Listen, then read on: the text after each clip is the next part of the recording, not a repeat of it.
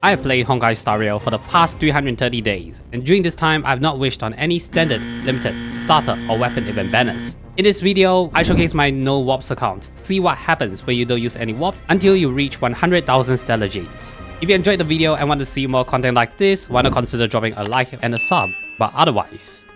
Hello everyone, my name is Noblies, and welcome to my 100,000 Stellar Jade account showcase on Honkai Star Rail. 5 months ago, when I showcased my original no warps account, I had about 66,000 Stellar Jades and 11 characters. During this time, Honkai Star Rail dropped a few updates, including the ability to get a free 5-star character, the release of additional endgame content, and a brand new world to the Honkai Star Rail universe, Penacony.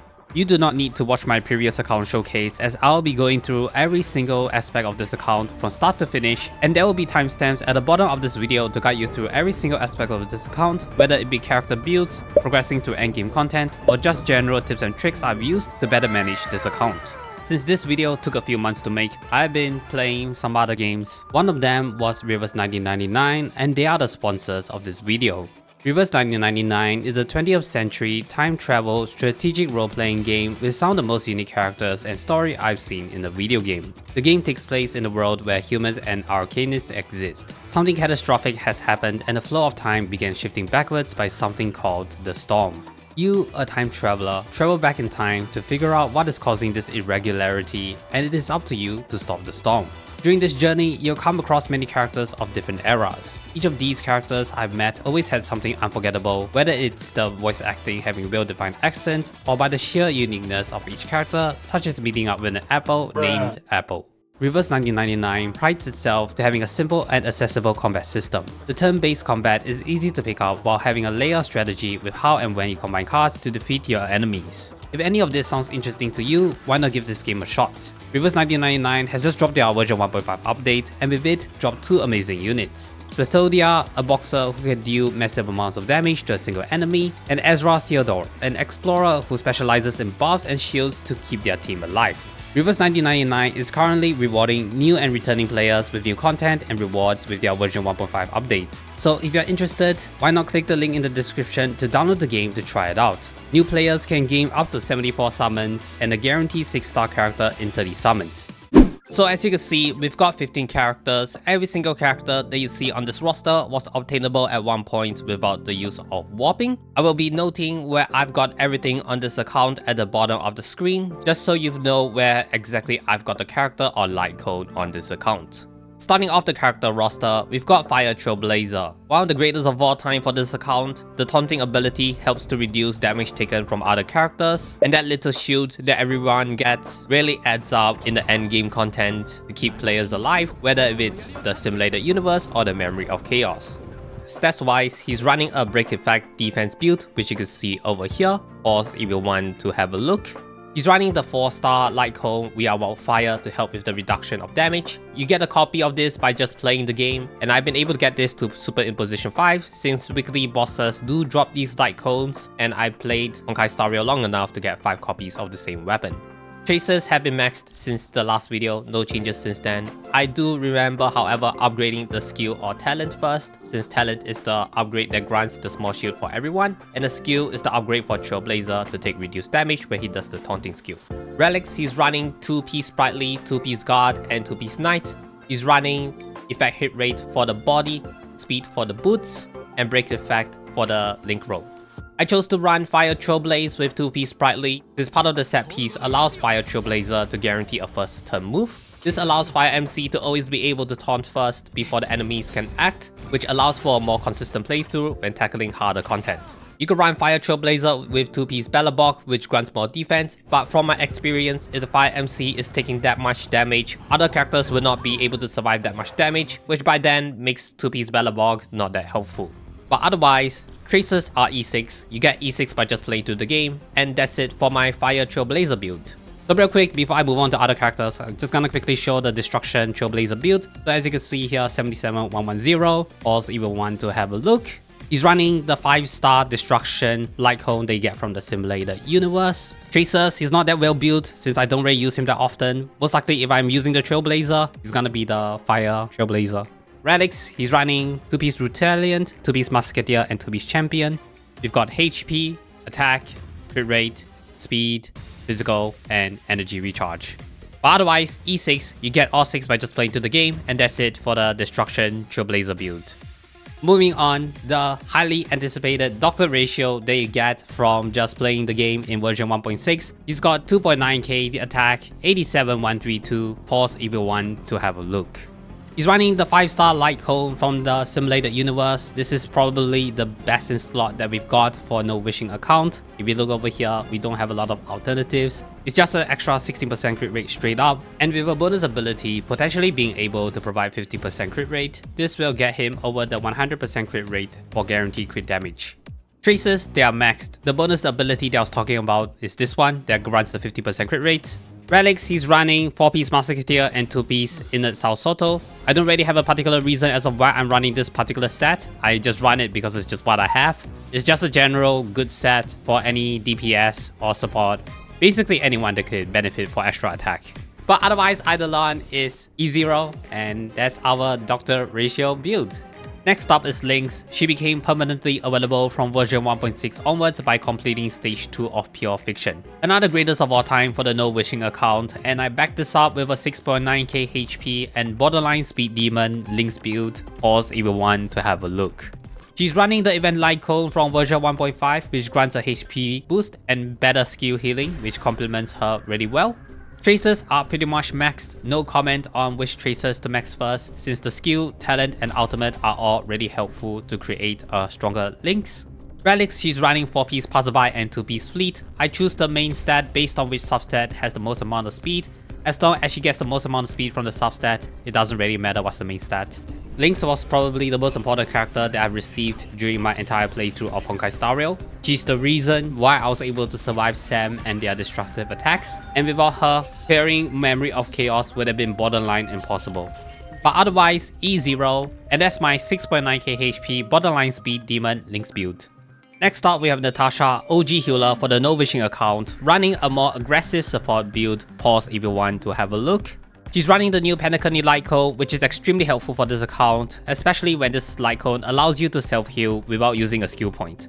I used to have this other free-to-play Lightcone, which grants energy to a random character, but this new Lightcone is just much better and allows me to go for a more aggressive support build.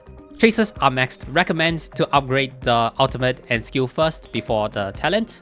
Relics, she's running 4-piece Messenger and 2-piece Broken Q. Same thing with Lynx, focusing more on the substat for max speed, with the exception of the Link Rope, simply due to lacking a better option. She's running a more aggressive build since I can afford to run a team with less healing, so she can focus more on granting more turns with Memory of Chaos, Pure Fiction, and so on. But otherwise, E0, and that's my aggressive / support healer Natasha build. Next up, we have March 7. She's running an effect hit rate defense build. Pause if you want to have a look. She's running the 5-star Lightcone from the simulated universe. This is up there in terms of how good it is, and it suits March 7 especially well, since unlike the Fire Trailblazer, she does not automatically grant a shield, and this allows March 7 to passively generate a shield once every 3 turns. Traces are fully maxed, but if low on resources, raising a skill is all you need, and this bonus ability over here also really important, as it is one of the few skills which can remove debuffs from your characters. Relics, she's running 2-piece Guard, 2-piece Knight, and 2-piece Bellabog for the additional defense and reduction of damage. Substats are focused on effect hit rate, since effect hit rate is a stat which determines March 7's ability to freeze enemies when she uses her ultimate. This ability to freeze enemies is really important, as there are enemies which has multiple turns, and March 7's ability to freeze can stop those enemies from having additional turns. But otherwise, E0, and that's my March 7th defense effect hit rate build. Pela was a character that was obtainable without warping during the version 1.4 Ethereal Wars event. I chose Pela out of the 4 available characters, and she has been a great addition to the team since. Stats are here for anyone interested. Pause if you want to have a look. She's running before the tutorial mission starts. This is a Lightcone which was available to anyone who participated in the version 1.1 limited time event. This Lightcone allows first turn ultimates, which is really helpful in dealing more damage in general, especially when her ultimates has a 40% defense shred. Traces are maxed, and the sequence to upgrade them is ultimate, talent, skill, and basic attack. Ultimate being the most important since it's the actual attack that shreds enemies' defense. Relics, she's running 4-piece Eagle and 2-piece Sprightly. Stats are pretty general for the most part, with the exception of the Planisphere, which is HP. since otherwise she dies way too easily during the harder content, and we are running ER on the Link Rope, but otherwise E0, and that wraps up my Pela build. Next up, we have Hanya, the actual speed demon of this account. I got her as the character reward from version 2.1's limited event, and she has been a great help to the No-Ops account ever since. Stats are here for anyone interested, pause if you want to have a look. She's running the Penacony Lightcone that you get by just exploring in Penacony, best in slot for Harmony characters in No-Ops account, as the alternatives are either not as good or harder to proc. Tracers are pretty much all maxed. I went for the ultimate first since that's the skill which grants the buff for the character, and as you can see over here, the speed increase is based off of Hanya's speed, hence why she is so heavily stacked on speed. Relics, she's running 4-piece Eagle and 2-piece Broken Q. It's a classic support build. I just took whatever's got the most amount of speed, and it just so happens to land me into a 4-piece Eagle set. This break effect piece, however, the only reason I've got it is due to the effect rest that it gives, since I do need the 30% effect rest to get a 10% extra crit damage. But otherwise, E0, and that's my speed demon Hanya build. Next up, we have Yukong. She's became a lot more viable ever since Dr. Ratio joined our account. She's got 3k attack, and here are the stats, pause if you want to have a look. Lightcone, she's running past and future, the free-to-play Lightcone everyone gets by just playing through the game. It's not the best Lightcone out there, but I was able to make it work, and I'll explain how in just a bit. Tracers are fully maxed, upgraded in the order of skill, ultimate, talent, and basic attack. If lacking resources, upgrade the skill first and spam as much attack and speed to increase her buff. Relics, she's running 4-piece Musketeer and 2-piece Izumo. I just so happen to have some good Musketeer pieces by farming weekly bosses. I have to put Yukong and Dr. Ratio in these specific builds due to the speed tuning required to maximize Dr. Ratio's damage. As you can see over here, both Yukong and Dr. Ratio have 146 speed. But it just so happens that Yukong will always go first. This guarantees Yukong's buff and the extra 16% extra attack from the Lightcone on Dr. Ratio, which allows Dr. Ratio to deal additional damage. But otherwise, E0, and that's my Yukong support build. Next up, we have Asta. She's a must-have for the No-Ops account. Her ability to grant speed is really important as it grants characters more turns in endgame content. Stats are here for anyone interested, pause if you want to have a look. She's running a 3-star Lightcone which grants 9% attack to all allies, a simple Lightcone which grants a small buff, no strings attached, but I'm sure there will be better Lightcones in the future as more content gets released. Tracers are maxed as well, prioritized on ultimate for the extra speed and talent for the extra attack. Everything else is optional, up to you if you want to get them. Relics, she's running 4-piece Messenger and 2-piece Sprightly for a general support build. I would have ran 2-piece Broken Q, but I don't have enough pieces to hit the 30% res effect for the 10% crit damage boost, so 2-piece Sprightly is a good alternative. But otherwise, E0, and that's my general speed support Asta build. Qingque, the ultimate meme Gamba player, still really strong and prevails in endgame content. I don't think much has changed ever since I built her in the last video, pause if you want to have a look. She's running the new Erudition Penacony Lightcone, which is pretty good with Qingque. Just need to ensure that there are at least 2 enemies that has the same weakness as the character to get the extra crit damage. Tracers are maxed. She prioritizes in basic attack, talent, skill, and ultimate, but everything here will help Qingque in some capacity. She's running 4-piece Quantum and 2-piece Retaliant, which ignores the defense and increases basic attack damage since that's where most of the damage comes from. It's kind of random from the amount of damage she could deal, but it can get pretty extreme if the Gamba gods prey upon your favor and you might mistake her as a 5-star character. But otherwise, E0, and that is my updated version 2.1 meme Qingque build. Next up, we have Serval. She's now a main DPS due to the release of Pure Fiction. She does pretty well there, and it reflects on the 73,178 substat that I've invested into her. Pause if you want to have a look. She's running Make the Road Clamor, the Lightcone obtainable from the version 1.0 web event. It's just a nice early game Lightcone which can facilitate early ultimate attacks with the extra energy which makes Serval excel at her niche as an electro shield breaker. Tracers are maxed, but as a shield breaker, you don't really need to upgrade her tracers, so even on minimal tracers, she can perform her role just fine. But when you play the game for extensive periods of time, it is only natural that everyone gets built eventually. Relics wise, I don't have anything specific for Serval. It's just whatever's got the craziest substats, which is why I could afford to have Serval running 73,178 on the crit stats. This is borderline meme content, but it actually works pretty well, so I'll leave it as it is. But otherwise, E0, and that is my borderline meme Serval build. If you thought Serval was meme material, Herta is even crazier with the memes, running 56 177, but it will be 71 177 with the E2 proc, which I'll explain once we get to the Idolins. Lightcone, she's running Seriousness of Breakfast S5 since she hits the most often due to her follow-up attacks. This Lightcone is best suited for her. But depending on the situation, I will be more than happy to swap the Lightcones around, and this applies to other erudition characters as well. Traces are maxed prioritized on talent for her famous Kuding move, but skill and ultimate are both good ones to invest as well.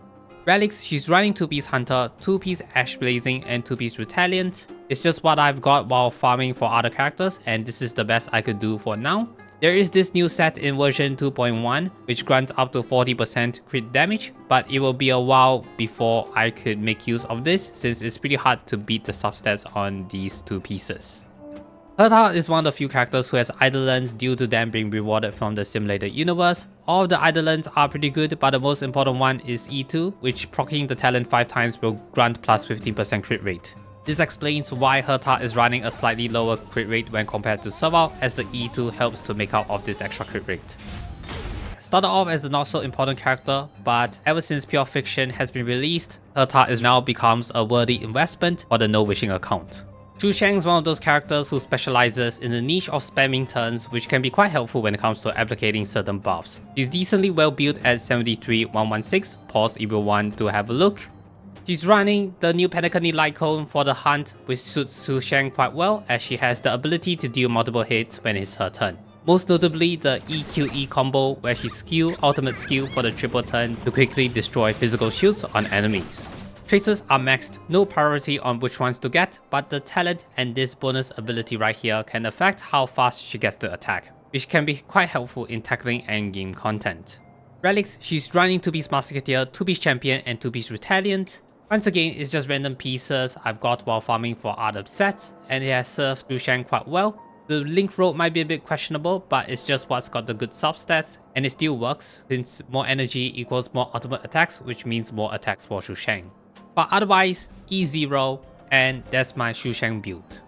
Deng Heng's a bit of an interesting one. Ever since Dr. Ratio was released, he now becomes a lot less used. He does have some niche cases, but for the most part, he's not as well built as other characters, as you'll see over here, 72 and 96, pause if you want to have a look. Lightcone, he's running really well, Flows in Spring S5, is one of the earliest Lightcones that I've got, and it's just the leftovers from the others. I don't have anything else to work with, so he just gets the ones that others didn't want to take. Traces are maxed. You will up the Q, E, basic attack, talent, they're all pretty good. Relics, he's running 4-piece Musketeer and 2-piece Sprightly. Again, it's just leftovers for building other characters, so the stats are pretty standard as a DPS Deng Heng. But otherwise, E0, and that's my Deng Heng build. Last but not least, we've got Sampo. He was the character I chose from the version 2.0 event. This was a choice specifically made to tackle the lack of a windshield breaker, since Deng Heng is more of a single target DPS, and he excels in this specific niche. Stats are here as always, pause if you want to have a look. Lightcone, he's running the 5-star Nihility Lightcone from the simulated universe. It's got the break effect, extra DOT, and even it regenerates energy, so it's pretty good in Pure Fiction. However, I do have an S4 Permata, which is pretty good specifically for Sampo as well. He's currently the only character to not have max tracers on the skills, since he's more of a shield breaker, but it wouldn't be a surprise if next time we do an account overview, he will have max tracers. Speaking of which, he's running 4-piece Prisoner and 2-piece Broken Q, got HP, attack, effect, hit rate, speed, wind damage, and attack as a general damage over time applicator. A really general damage over time build that I've got from leftovers while farming for Dr. Ratio and other characters, and it gets the job done. But otherwise, E0, and that's my Sampo build, and that wraps up my 15 character showcase for my NoWops account. Real quick, before going to the endgame content, just wanted to show the list of Lightcones that I have as of version 2.1. 5 stars are all from the simulated universe, 2 of them are S5. You get the S5 from the Herta's shop, there's an item you can buy there. The other 2 I don't use them as much, so they're S1 for now. These 4-star Lightcones, I would have explained where I've gotten them during the character overview, but the ones that are not level 80, like these ones over here, I'll quickly put in some edit to advise where I've gotten some of these items. These are all free-to-play Lightcones that can be obtained without warping by just playing through the game, mostly due to exploration or just as a weekly boss rewards. The 3-star Lightcones were all obtained during Honkai Star Rail's tutorial when the game introduces how to use Lightcones. From my knowledge, it is currently not possible to get any more of these Lightcones without warping, but you never know, future versions might grant a way to gain 3-star Lightcones. And with that, let's move on to the endgame content. Endgame content in Honkai Star Rail is presented across 3 main categories: Simulated Universe, Memory of Chaos, and Pure Fiction. We're going to start off with the Simulated Universe, focusing on the 2 expansion modules, but do keep in mind that this is the place where I've got C5 Herta by completing the Simulated Universe quest and completing roads 2, 4, 6, 7, 9 respectively. We are now at the expansion module. There's Swarm Disaster and Golden Gears. Just going to touch on Swarm Disaster real quick. This remained unchanged since the last update video, as I was already pretty satisfied with the progress made. And if you look at the Trail of Past Strider Odyssey, difficulty 5 was cleared using Nihility.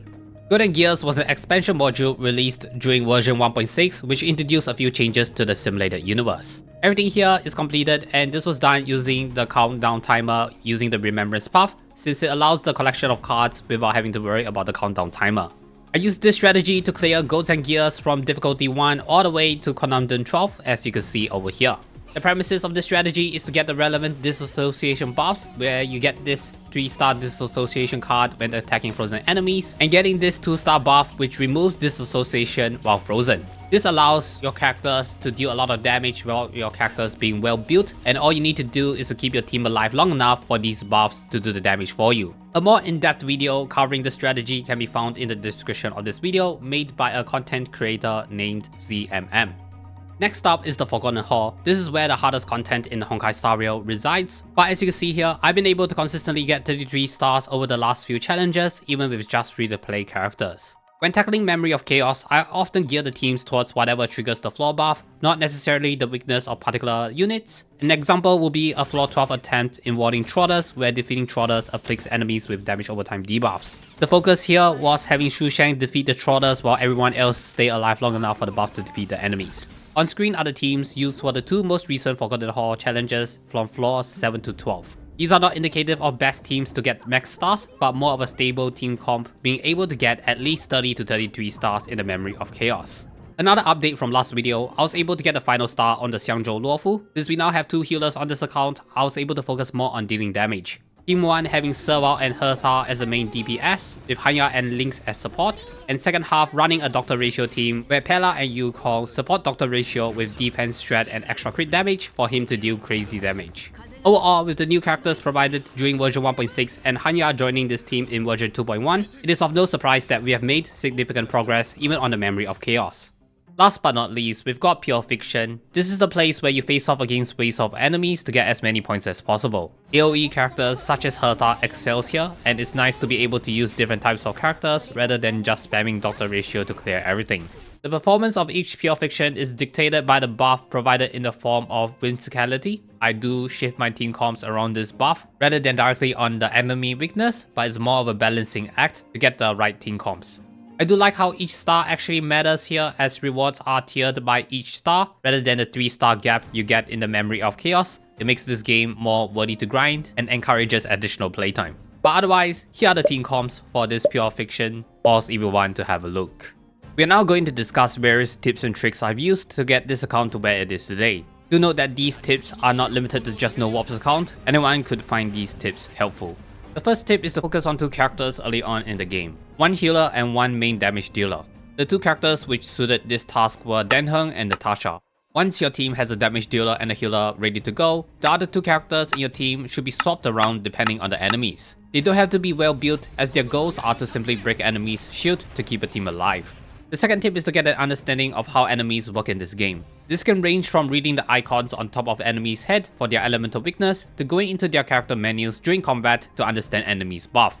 The character's menu can be accessed by going to the bottom left corner of the screen or by pressing the C or Z key. Enemies tend to have a specific set of movements, and having a basic understanding of what each enemy does helps with the ability to defeat certain types of enemies. This was really evident during the Aventurian boss fight in version 2.1. This fight in particular, I had to use a really specific team comp to survive the dice attacks in phase 2. And even then, this took quite a while to complete, since the teams were focused on survival rather than dealing damage.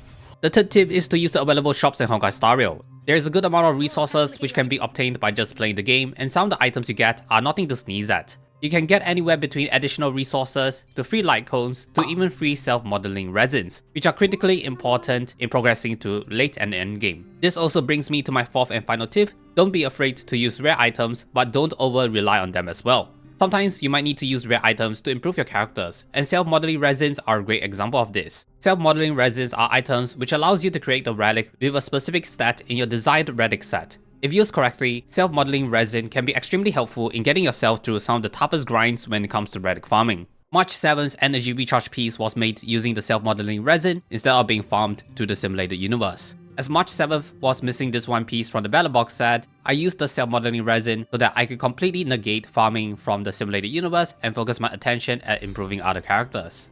We're now going to the wishing menu and have a look at the detailed Stellar Jade count as well as the amount of passes I have at the moment. So as you can see here on the top right corner, 100,000 Stellar Jades, 247 normal passes, and 120 golden passes. I believe as of the release of this video, we have about 119,200 Stellar Jades worth of premium passes, but if you include normal passes, this number will go as high as 158,720 Stellar Jades, which is enough for almost 1,000 warps. Truly a sight to behold after almost playing Honkai Star Rail for a year. 15 characters, 330 days, 601 achievements, all story and endgame content cleared, all exploration objectives cleared, everything in Honkai Star Rail can be completed with just free-to-play characters. It was a great journey to go through, but the journey is far from over. 200 Stellar Jades on Honkai Star Rail starts from this moment onwards. While this is going on, I will continue to farm for 500,000 Primal Gems in Genshin Impact. The journey for my no wishing account in Genshin Impact continues. So, if you want to see what happens when I reach 200k Stellar Jades in Honkai Star Rail, why not consider dropping a like and a sub? But otherwise, thanks again to Rivers1999 for sponsoring this video.